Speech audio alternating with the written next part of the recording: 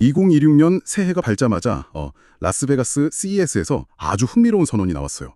지난 몇 년간 뭐랄까 기술업계 모든 대화를 거의 집어삼켰던 그 생성형 AI 시대가 이제 좀 저물고 AI가 이제 물리적인 몸을 얻는 이른바 피지컬 AI의 시대로 무게중심이 옮겨가고 있다는 아주 강력한 신호탄이었죠. 그래서 오늘 여러분이 보내주신 이 리서치 보고서를 보면서요. 이 거대한 패러다임 전환의 중심에서 아마존이 어떻게 기회를 잡고 있는지 한번 제대로 뜯어보려고 합니다. 이게 단순히 뭐 기술의 혜택을 보는 수혜주 이걸 넘어서서 이 새로운 시대를 설계하고 또 지배하는 최대 운용사로 변신하고 있다는 분석이거든요. 과연 그 근거는 뭔지, 그리고 아마존의 주가가 그냥 기대감이 아니라 어떤 구체적인 숫자에 기반하고 있는지 이걸 파헤쳐보는 게 오늘의 미션입니다. 네, 시작하기 전에 피지컬 AI라는 개념부터 확실히 해야 할 것 같아요. 네네. 이게 그냥 단순히 로봇, 이걸 의미하는 건 아니거든요. 엔비디아의 젠슨 황 CEO가 강조했듯이 핵심은 가상세계, 그러니까 디지털 트윈 환경에서 물리 법칙을 완벽하게 학습한 AI 모델을 만드는 거예요. 그리고 그 똑똑해진 두뇌를 현실 세계의 로봇이나 자율주행차에다가 그대로 이식하는 거죠. 가상에서 먼저 배우고 현실로 온다. 맞습니다. 여기서 보고서가 지적하는 가장 흥미로운 지점이 바로 아마존의 역할이에요. 엔비디아가 피지컬 AI의 두뇌를 만들어서 파는 기술 제공자, 즉 이네이블러라면요. 아마존은 그 두뇌를 사서 자신의 거대한 물류창고와 배송 트럭이라는 몸에 직접 결합시키는 현존하는 거의 유일한 대규모 운용사라는 겁니다. 운용사. 네, 이 차이가 아마존의 미래를 완전히 다르게 보게 만들어요. 운용사라는 단어가 확 와닿네요. 그러니까 이론이나 기술 개발에 그치는 게 아니라 현실 비즈니스에 바로 적용해서 돈을 버는 플레이어다. 이런 뜻이군요. 그렇죠. 사실 오랫동안 아마존의 발목을 잡아온 게 바로 그 리테일 사업의 낮은 수익성이었잖아요. 많이 팔아도 남는 게 없다. 이런 비판이 항상 따라다녔는데 보고서에서는 이 피지컬 AI가 그 구조적인 문제를 해결할 수 있다고 보는 건가요? 어떻게 그게 가능하죠? 정확합니다. 바로 그 점화진 구조를 깨부수는 열쇠가 피지컬 AI에 있다는 게 분석의 핵심이에요. 이번 CES 2026에서 공개된 딥플리트라는 기술이 아주 대표적인 예시인데요. 디플리트요? 네, 이건 그냥 로봇 수천 대를 움직이게 하는 걸 넘어서요. 물류센터 전체를 하나의 거대한 유기체처럼 보는 거예요. 그래서 모든 로봇의 움직임을 최적화하는 그런 AI 파운데이션 모델입니다. 그냥 A에서 B로 가라 이런 단순한 명령이 아니라는 거군요. 훨씬 더 고차원적이죠. 기존 방식이 내비게이션 앱처럼 개별 로봇한테 최단 경로를 알려주는 수준이었다면요. 딥플리트는 물류센터 전체의 미래 교통 상황을 수십 초, 아니 수분 앞서서 예측하고 시뮬레이션을 해버려요. 예측을 한다고요? 네, 저쪽 통로가 곧 막힐 거니까 이쪽으로 돌아가라 라든지 지금은 움직이지 말고 잠시 기다리는 게 전체 효율에 더 이롭다. 이런 판단을 스스로 내리는 거죠. 아마존은 이 기술 도입으로 로봇 이동 효율성을 무려 10%나 향상시켰다고 밝혔습니다. 솔직히 10% 효율 향상. 이렇게만 들으면 그렇게까지 대단한 수치로 들리진 않는데요. 바로 그 지점이. 이게 정말 아마존의 이익률을 구조적으로 바꿀 만큼 그렇게 파급력이 있는 건가요? 네, 그게 바로 아마존의 규모를 이해해야 하는 부분이에요. 현재 아마존이 전 세계에서 운영하는 로봇이 몇 대인지 혹시 아세요? 글쎄요. 엄청 많을 것 같긴 한데. 그 유명한 주황색 키바부터 최신 휴머노이드 로봇 디짓까지 다 합치면요. 100만 대가 넘습니다. 100만 대요? 네, 100만 대 로봇 군단의 효율이 10% 좋아진다고 한번 생각해 보세요. 그게 만들어내는 경제적 가치는 정말 상상을 초월해요. 와, 100만 대에 10%. 그렇게 보니까 완전 다른 이야기네요. 그쵸. 보고서가 제시하는 숫자가 아주 구체적인데요. 이런 로보틱스랑 자동화 확대를 통해서 2025년부터 2027년까지 그러니까 3년간 절감할 수 있는 누적 비용이요. 무려 126억 달러, 우리 돈으로 약 17조 원에 달할 것으로 추정돼요. 17조 원이요? 네, 이걸 아마존이 처리하는 개별 택배 상자 하나로 환산하면 패키지당 비용이 약 30센트씩 줄어드는 효과예요. 잠시만요. 패키지 하나에 30센트. 이게 별거 아닌 것 같아도 수십억 개를 처리하는 아마존 입장에서는 와, 정말 천문학적인 돈이 절약되는 거군요. 맞습니다. 결국 이 비용 절감이 현재 한 4~5% 수준에 머물러 있는 리테일 부문의 영업이익률을요. 2027년까지 6%에서 7% 수준으로 구조적으로 끌어올리는 핵심 동력이 될 거라는 게 이 보고서의 전망입니다. 더 이상 매출 성장에만 의존하는 게 아니라 비용 구조 자체를 혁신해서 이익이 폭발적으로 늘어나는 거죠. 새로운 단계로 진입한다는 겁니다. 이게 물류센터 안에서만 벌어지는 일도 아니더라고요. 고객 집 앞까지 가는 마지막 단계, 그 라스트 마일 배송에서도 웰스프링이라는 생성형 AI 기술을 쓴다는 내용이 되게 인상 깊었어요. 네네. 위성사진이랑 도로사진을 분석해서 배송기사한테 복잡한 아파트 단지 안에서 가장 효율적인 주차 공간이나 공동현관 입구를 그냥 콕 집어서 알려준다고요. 기사들이 헤매는 시간을 몇 분씩만 줄여줘도 그게 모이면 엄청난 효율이 되겠어요. 네, 그런 디테일 하나하나가 모여서 거대한 비용 절감을 만들어내는 것. 그게 바로 아마존의 방식인 거죠. 알겠습니다. 자, 로봇으로 창고를 장악하고 AI로 도로 위 마지막 순간까지 최적화했다면 이제 남은 건 그 사이라고 생각했는데 보고서를 보니까 아마존의 야망은 아예 지구를 벗어나 있더라고요. 위성으로 하늘을 장악하려는 아마존 레오 이야기가 나오던데 이건 어떻게 봐야 할까요? 프로젝트 카이퍼로 알려졌던 바로 그 위성 인터넷 사업이죠. 현재 약 180개의 테스트 위성이 궤도에 올라가 있는데 이건 뭐 시작에 불과해요. 여기서 진짜 중요한 건 시간과의 싸움, 다시 말해 리스크예요. 리스크요? 미 연방통신위원회 FCC가 라이센스 유지 조건으로 아주 빡빡한 데드라인을 걸었거든요. 2026년 7월 30일까지 전체 계획의 절반, 그러니까 약 1,600개의 위성을 궤도에 올려야만 합니다. 1600개요? 지금 180기인데 앞으로 2년 반 안에 1400개 이상을 더 쌓아야 한다는 거네요? 와, 이거 보통 일이 아닌데요? 실패할 가능성도 충분히 있겠어요. 엄청난 실행 리스크죠.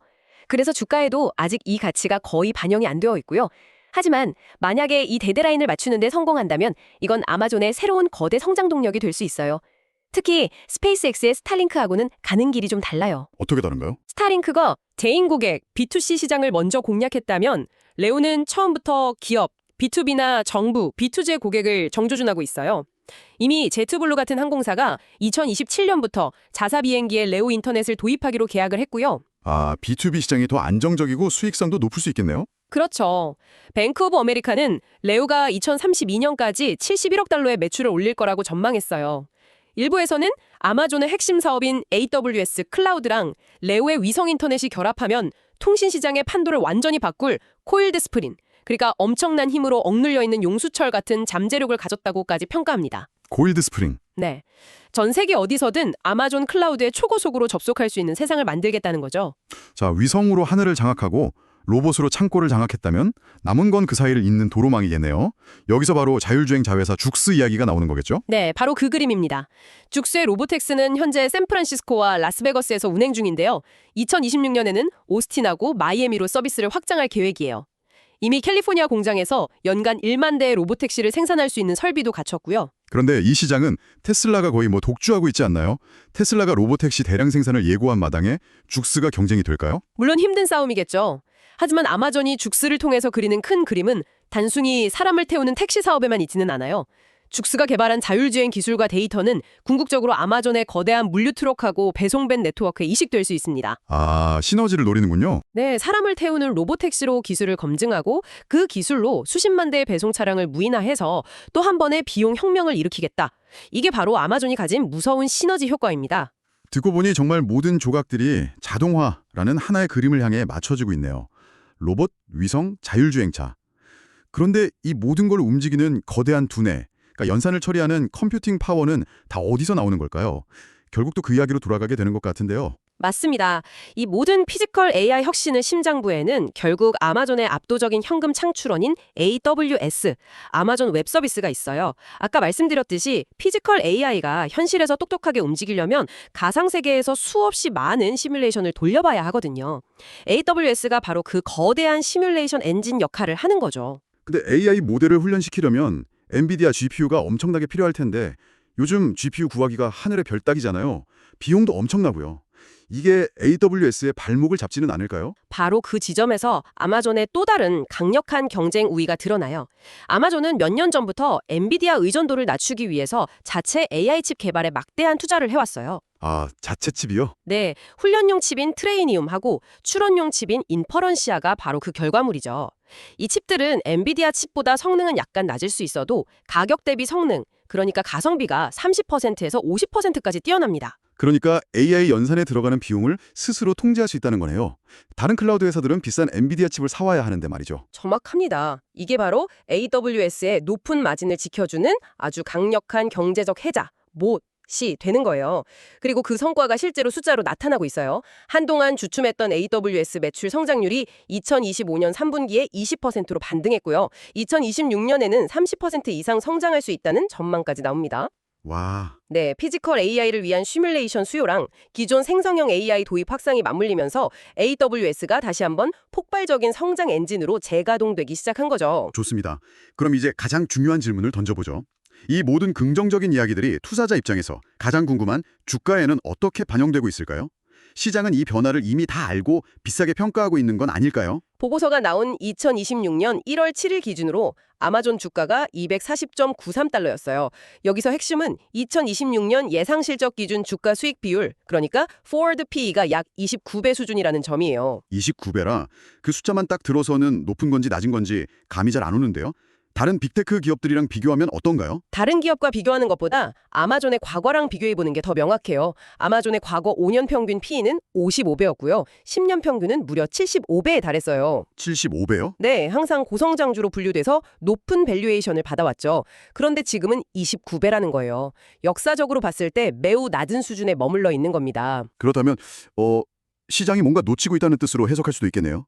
피지컬 AI가 가져올 구조적인 이익률 개선이나 비용 절감의 가치를 아직 주가에 완전히 반영하지 못하고 있다. 이렇게요? 보고서는 바로 그렇게 분석하고 있어요. 그래서 에버코어 ISI 같은 투자은행은 목표 주가를 335달러로, 뱅크 오브 아메리카는 303달러로 제시하는 등 월가에서도 계속 목표 주가를 올려잡는 추세입니다. 아직 아마존을 그냥 온라인 쇼핑몰이나 클라우드 회사로만 보고 있다는 거죠. 피지컬 AI 운용사로서의 가치는 이제 막 반영되기 시작했다는 시각입니다. 알겠습니다. 지금까지 들어보면 정말 장밋빛 미래가 펼쳐질 것 같은데요. 하지만 세상에 완벽한 스토리는 없잖아요. 이 거대한 전환에 따르는 그림자, 그러니까 리스크 요인들도 분명히 있을 텐데 보고서가 지적하는 가장 큰 위협은 뭔가요? 단연 일자리 파괴자라는 논란입니다. 이건 아마존이 앞으로 몇 년간 계속해서 마주해야 할 가장 큰 사회적 그리고 정치적 리스크예요. 유출된 아마존 내부 문건에 따르면 아마존은 2033년까지 무려 60만 명의 인력을 로봇으로 대체할 계획을 가지고 있다고 합니다. 60만 명이요? 와, 정말 충격적인 숫자네요. 미국 최대 고용주 중 하나인 아마존이 최대 일자리 파괴자가 될 수도 있다는 거잖아요. 그렇죠. 이건 단순히 기술의 문제가 아니라 정치의 문제가 돼요. 노동조합의 거센 반발은 물론이고 로봇세를 도입해야 한다는 식의 여론이 형성되면서 강력한 규제에 부딪힐 수 있어요. 아마존의 자동화 속도를 늦추거나 추가적인 비용을 발생시킬 수 있는 가장 큰 변수죠. 기술 발전의 명암을 아주 극명하게 보여주는 것 같습니다. 그 외에 또 주의 깊게 봐야 할 리스크는 없을까요? 네, 몇 가지 더 있어요. 첫째는 현재 진행 중인 반독점 소송입니다. 최근 아마존이 선보인 AI 쇼핑 비서 바이폴미라는 기능이 다른 쇼핑몰의 데이터를 무단으로 긁어온다는 논란이 생겼는데 이게 현재 FTC가 진행 중인 반독점 소송에 기름을 붓는 격이 될 수 있고요. 아, 그렇죠. 둘째는 아까 이야기했던 아마존 레오의 발사 리스크예요. 2026년 7월 데드라인을 못 맞추면 정말 막대한 투자금을 그대로 날릴 수도 있는 재무적 위험이 분명히 존재합니다. 경쟁도 빼놓을 수 없겠죠. 특히 로봇 분야에서요. 맞습니다. 테슬라가 옵티머스라는 휴머노이드 로봇을 정말 무섭게 발전시키고 있잖아요. 만약 테슬라가 옵티머스를 먼저 상용화해서 아마존의 최대 경쟁사인 월마트 같은 곳에 대량으로 공급하기 시작한다면 아마존이 로보틱스를 통해 구축하려던 분류에서의 압도적인 우위가 상당 부분 약화될 수 있어요. 이건 아마존의 핵심 스토리를 위협할 수 있는 변수라서 계속 지켜봐야 합니다. 오늘 분석을 종합해보면 정말 흥미롭네요.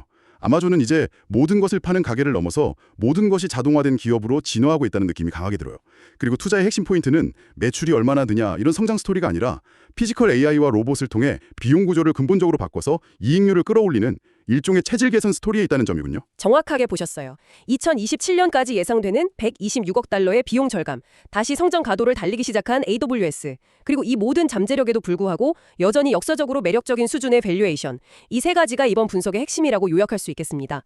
특히 자체 AI 칩부터 클라우드, AI 모델, 그리고 그 모델을 실행할 로봇까지 이 모든 걸 수직 계열화해서 가지고 있다는 점, 이게 피지컬 AI 시대에 다른 어떤 기업도 따라오기 힘든 아마존만의 강력한 무기라고 생각해요. 물론 단기적으로는 일자리 문제나 규제 리스크 같은 파도들이 있겠지만 큰 흐름에서 기술이 나아갈 방향 자체는 매우 명확해 보이는군요. 네, 중장기적인 방향성은 그렇게 볼 수 있을 것 같습니다. 오늘 분석을 마무리하면서 여러분께 마지막으로 생각해 볼 질문 하나를 던져보고 싶어요.